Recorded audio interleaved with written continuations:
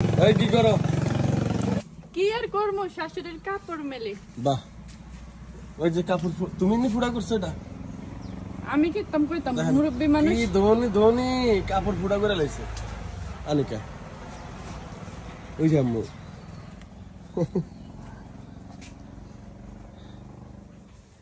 বাবা আনিকা অনেক কাম করে, তবে একটু থ্যাতা। আনিকা একটু হাসি দাও। হাসি আই না, কারণ হাসে না, এগুলো হাসিম করতে না। অনেক পরিশ্রম করে আনিকা, আর আমাকে অনেক ঘর দুয়ার লাড়া পড়ছে তো অনেক পরিশ্রম করতেছে, এখনো তো বাকি আছে। তো ধরো বাচ্চা কান্না করে, বাচ্চারা খাওয়াবে, তা আমি একটু মানে কোলে নিলাম। আনাস, আনাস, আনাস রে, আনাস বলেছে কই যাবে তুমি? আমি অসুস্থ। আনাস তাকাও এদিকে, এই যে বাবা, ওই যে আব্বু, ওই যে চাই।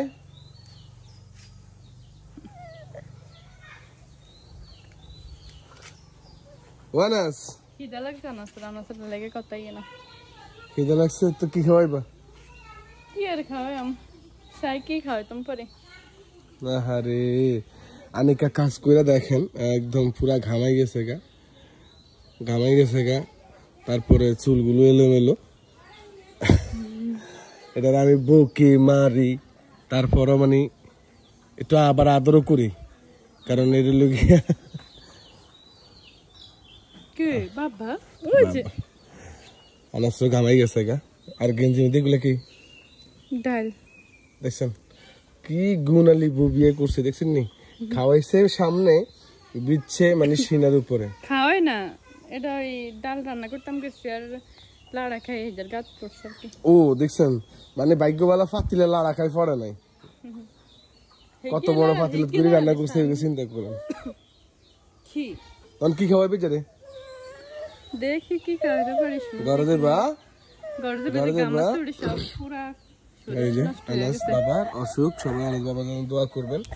আর আনাসের একটা জিনিস আছে, খুদির থেকে দেখেন, জন্মের দাগ, মায়ের পেটের দাগ। ঠিক আছে, তার কি যাও তুমি। আচ্ছা, তোর কি ভিডিওটা শেয়ার করে দেখুন।